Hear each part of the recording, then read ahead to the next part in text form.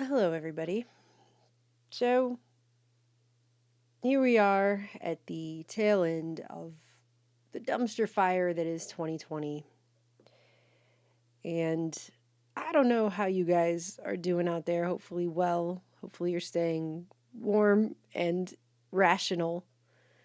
It's been a real dark night of the soul kind of time over here for us personally. A lot of things that we've tried to just push down with work, lots and lots of work, to kind of try to push certain things that have happened away, try to not deal with them. All those things are coming right back. So the lesson there is you can't do that. You could try to push things down and ignore things. It doesn't work though. Eventually, all that stuff is going to blow up in your face. What I'm going to say right now, I haven't really prepared. I've got a few things I want to read to you, but I haven't really prepared a whole thing here. This doesn't go for any particular side. We're not about sides here. We're also not about labels.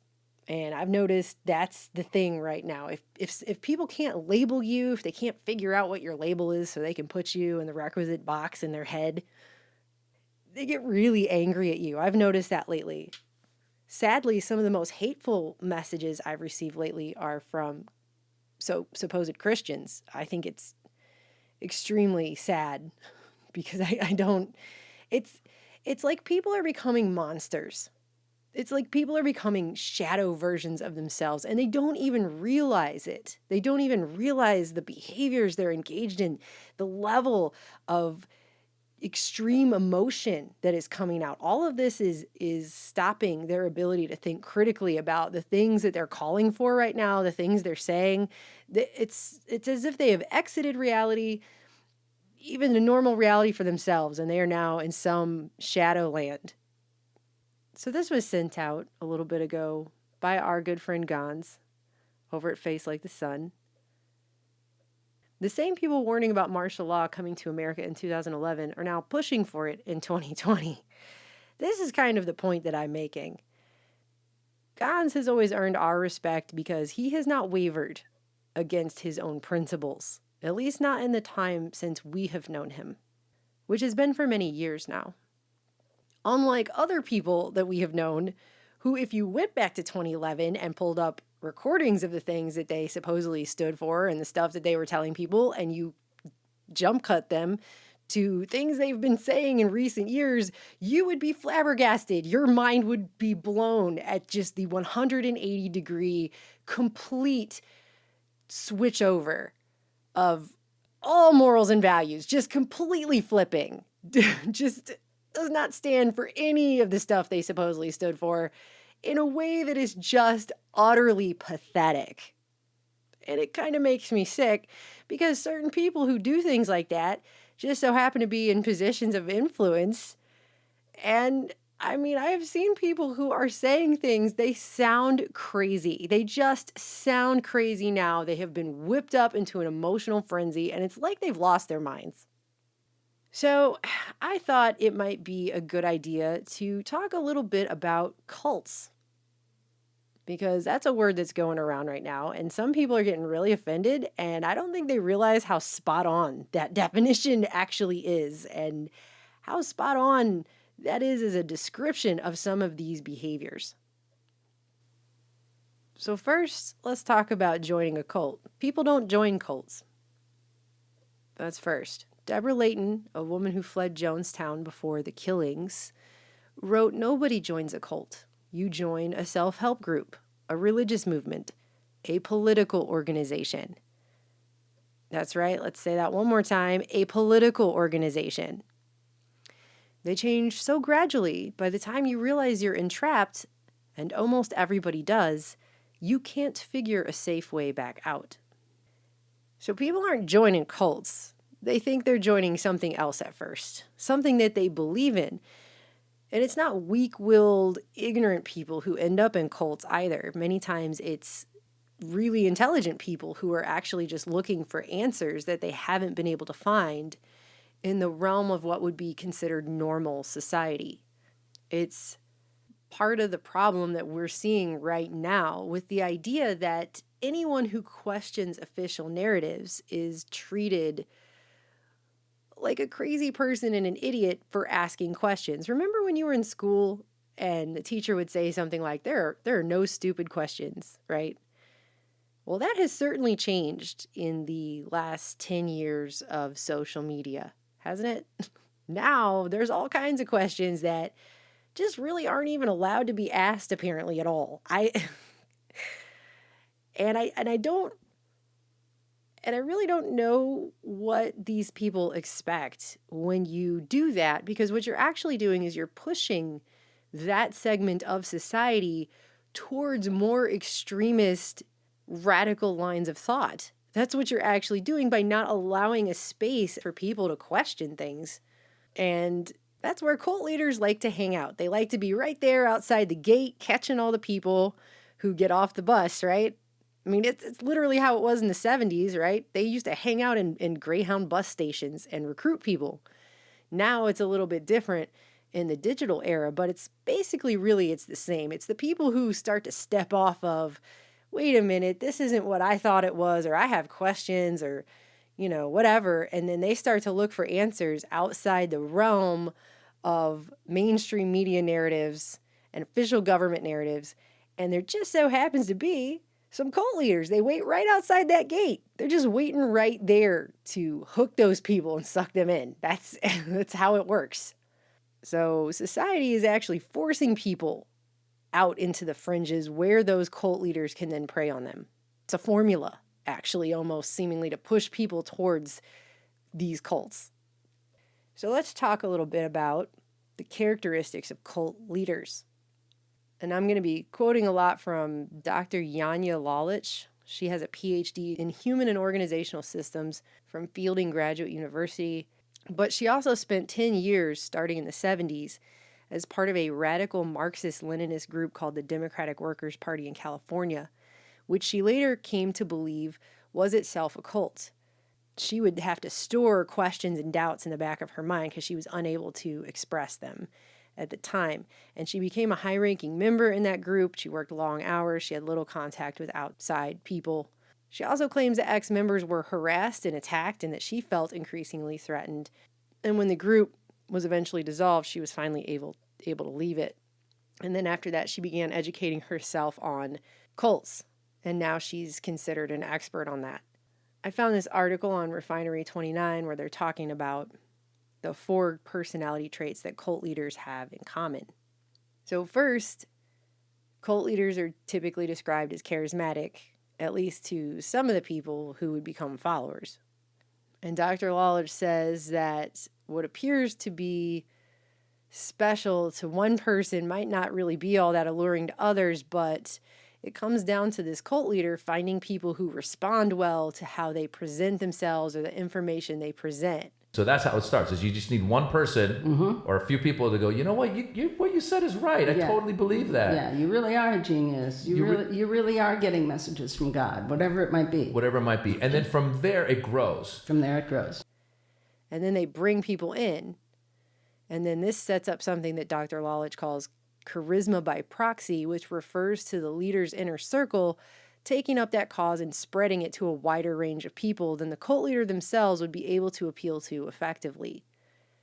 And the thing about cult leaders and the charisma is these people figure out what people want to hear, and then they say that. It doesn't mean they do it. It doesn't mean their actions match up with their words. They're just telling you stuff that you want to hear. And then people want to believe it so badly because it's what they wanted to hear that they will then rationalize away all of the stuff that happens that makes it so that those things they want to believe aren't actually true. All the warning signs that that person's just all talk and is actually the opposite of the things they're trying to claim. People will just rationalize that away and make justification for all the negative things or the warning signs. Second, leaders are usually narcissists. So narcissistic personality disorder is defined as a mental condition in which people have an inflated sense of their own importance, a deep need for excessive attention and admiration, troubled relationships, and a lack of empathy for others. It is super fun to be around this kind of person. And I am being completely sarcastic. It's a nightmare to be around a person with NPD. It is awful. You live in it's a revolving door clown circus of never knowing what the hell is going to happen next. It's scary. Those people are scary. And they have no empathy. And that's the thing. And you never know. You just never know it's going to happen. You just don't. These individuals who are usually sociopathic, they have an ability to know what people want to hear, right? So they create a message that's going to resonate, at least with some people. And they're able to, they kind of know how to push your buttons. They're very intuitive in a way. But they're also very demanding. They're very erratic in their behavior. So what happens is, one day the leader might be in a really good mood and everything's hunky-dory, but then in a flash he could turn and things could get very mean. That keeps the members on their toes, right? You're like walking on eggshells. You never know which one is going to appear. It's like an abusive relationship. You'll know this person pretty easily too, because they had to be the center of attention all the time. And so they will be continuously interrupting other people, being the loudest person in the room. It becomes pretty obvious when you start to think about that set of characteristics there. There are some people that definitely fit that definition to a T. Dr. Lalich says they demand extreme loyalty. So that's the biggest point, is that cult leaders don't allow criticism. And they seek to control everything that goes on with the narrative there. And because they're driven by their ego, ultimately, they believe they have a right to make those demands, she says. And they also tend to usually make things about themselves. And they're constantly having to say things like, I'm a good person, I'm a good person. It reminds me very much of whenever I was a kid and our car broke down off the side of the highway one time. My mom's truck was always breaking down, and this guy pulled over to give us a ride, which, it was the highway, so we actually really needed the ride. But he goes, come on, get in. You can trust me. And something about the way he said that, we were like, no, thanks. We'd rather walk. Because there was nothing about saying you could trust me that made him sound trustworthy. In fact, it sounded completely disingenuous the way he said it. Like, why, shouldn't that just be a given that we should be able to trust you? Why you got to say it like that? It was really creepy. And it's kind of like that. They'll constantly refer to themselves as a hero. I'm a hero. I'm the biggest hero in the room. I got a hero degree on the wall. My t-shirt says hero. There's a star on it. That kind of thing.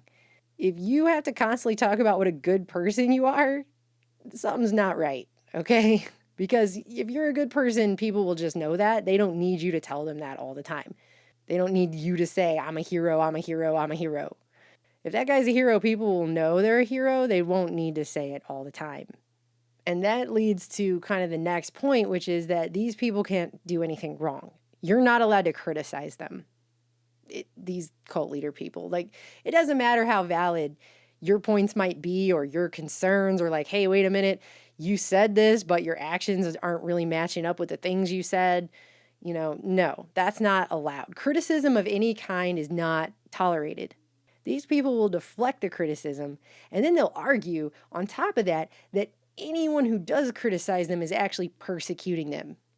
In fact, anything they do wrong is never their fault ever, because they can't actually do anything wrong. As previously said, they're good people, right? So they can't ever do anything wrong, even though we obviously know everyone's fallible, and it's ridiculous for people who claim that they're just the greatest hero that ever lived and they never do anything wrong. But anyone who points out something they have done wrong is obviously just persecuting him. Case closed. And that's it. And it's meant to shut down critical thought. Critical thought is not encouraged by these people at all. No questions allowed, no critical thought. It's just not part of the process. So in this way, you enter into a worldview that is being run in a completely authoritarian way without any real accountability, because there can't be. There can't be any questions and there can't be any criticism. And third, these people are unpredictable. They have erratic behavior. One of the things we talked about was the cult of personality. Cult of personality, he would say, is where you love the guy or girl and you fear them. Yes, absolutely. It's both. And the purpose of that, coming in one day and being nice and coming in the next day and being a psycho, the purpose of doing that kind of thing is to enable that person to maintain a power imbalance, keep everyone walking on eggshells. It gives that person control over the situation. Dr. Lalich says, you don't know if he's going to come in as a raging bull or as a sweet seducer, adding that this tactic is a surefire way to keep everyone on edge with a desire to please the leader. And finally, once these people have established their movement and gotten a taste of power, most cult leaders develop a clear motivating force behind their actions, be it political status, be it money. And even if they claim to be working or speaking for a higher power, it's far more likely, if you just take a real look at what's going on, that what they're really doing is serving their own ego. Dr. Lalich says they don't have any shame. These people also have a propensity for angry retaliation and retribution to anyone they deem a threat or who would point out their fallibility. Anyone who would speak out against them or question them or criticize them at all, because those people are persecutors, so they get to be attacked and angry revenge gets to be taken against them. And that's justified because they're the persecutors or whatever. So that's a cult leader right there. Those are some of the characteristics of a cult leader. The one that's most concerning, I feel like, is the one where you're not allowed to question anything. Characteristics of cult followers. Obviously, first, you have excessively zealous people who are unquestioning in their commitment to a leader who don't have the ability to criticize or to ask questions. And if and when the cult leader, does something insane or that goes against what they should supposedly be standing for, the followers will always find a way to rationalize and justify that behavior away. As mentioned earlier, the cult satisfies a follower's need for something, be it a sense of purpose or the answers that aren't being offered anywhere else or seemingly aren't being offered anywhere else. And it's a sense of community with people who have similar beliefs as well, because humans are social creatures. We don't want to be alone in our thought. It makes you feel crazy when you start to question things. You feel alone. So it's good to find a sense of community there. But the problem is that if you just get a feedback loop or an echo chamber of crazy going around, that's not really an answer. And then everyone's just justifying what should be completely unjustifiable things.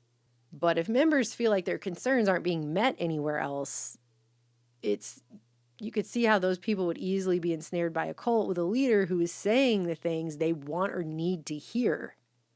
And cult members are typically fed on extreme emotions. It'll be things like greed, vanity, it can be love, but a lot of times it's guilt and fear, and especially fear, to maintain the following, because fear is especially powerful. What cults use are basic social psychology, right? All of the things we respond to all the time. Guilt, shame, fear, love, anger, right? All of those mechanisms, emotional pulls that we've responded to our whole lives. Very rarely will a cult have to give you drugs or do something like that. Right. They don't need to do that because basic social psychology works. It's all about coercive influence, right? And it creates a distortion of reality that is necessary to keep people hooked in and buying into these narratives and going along with these things. Is just to hit the fear button all day, every day for hours a day, just beep, beep, beep, beep, beep on that person. Because arousing intense emotions is a way cults inculcate their dogma. Whatever their dogma is, whatever the things are that the people in the cults are expected to believe in without question or criticism. And once people are taken down to that base emotional response level, all the critical thought stops right there. Because they are just responding emotionally, so they don't have the ability anymore for critical thinking about some of the things that they're saying. And some of the things I've heard here recently are they just sound insane. It just sounds crazy. But they can't see that because they've been their mind has been fed into this fear box and they're just living in there. And so they're just justifying all kinds of things that 10 years ago, the same person probably never would have said or believed in or justified or rationalized away. Now they're actually calling for things. It's crazy. It's so crazy. And so what you've got is a situation where these people are put into this echo chamber. They're just hearing the same stuff over and over and over. It's pushing that constant fear button. Your brain, as I've said in previous videos, your brain puts out hormones when you're in a constant state of fear and anxiety, even if it's low level fear and anxiety, that your body becomes addicted to. You could actually become addicted to fear. And people don't even realize that. That's the problem with a lot of this, is people don't realize a lot of these things until it's already happening to them.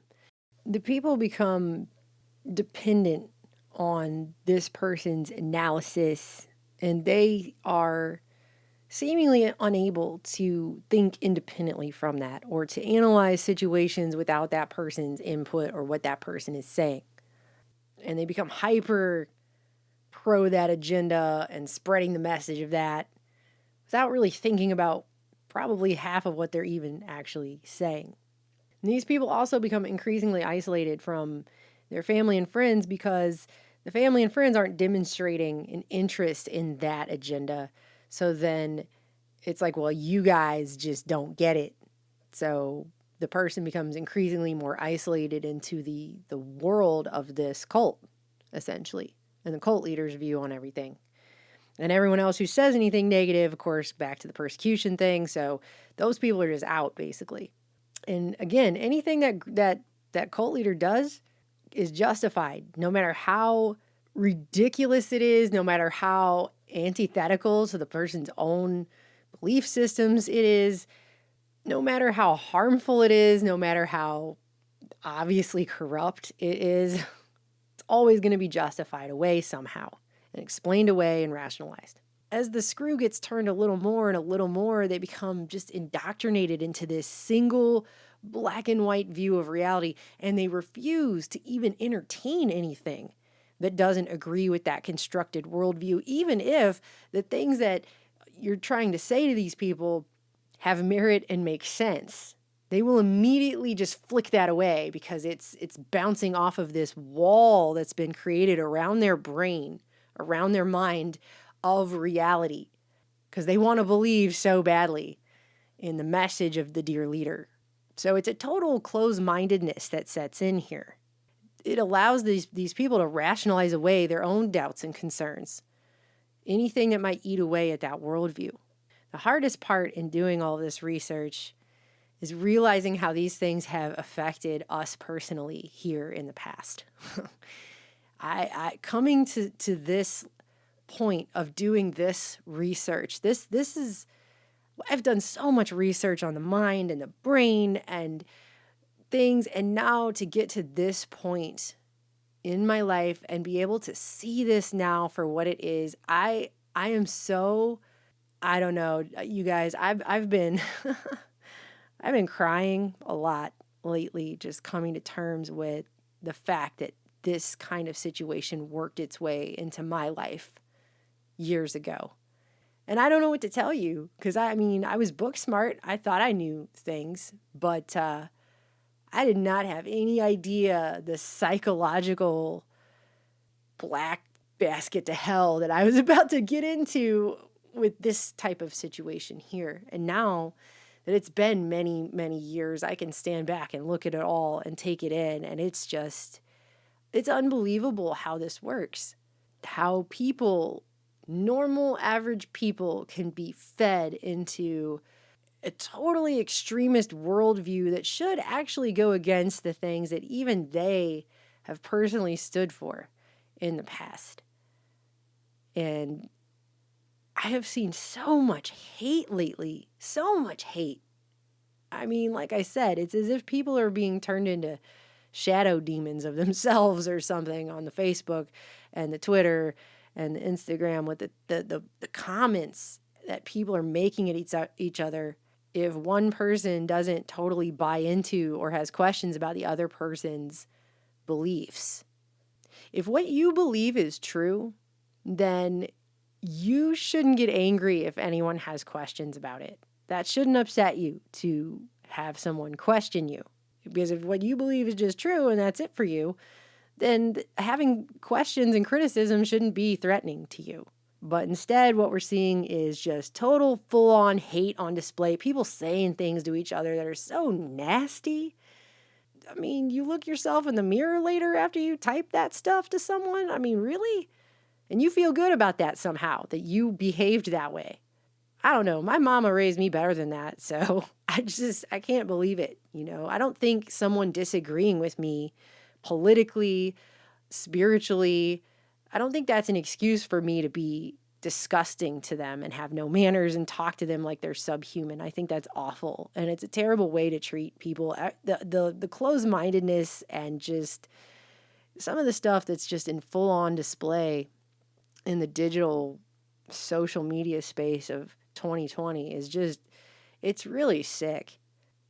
And it makes me really feel bad for people because this level of division and hyper-partisanism, it's not going to help any of us in the future at all.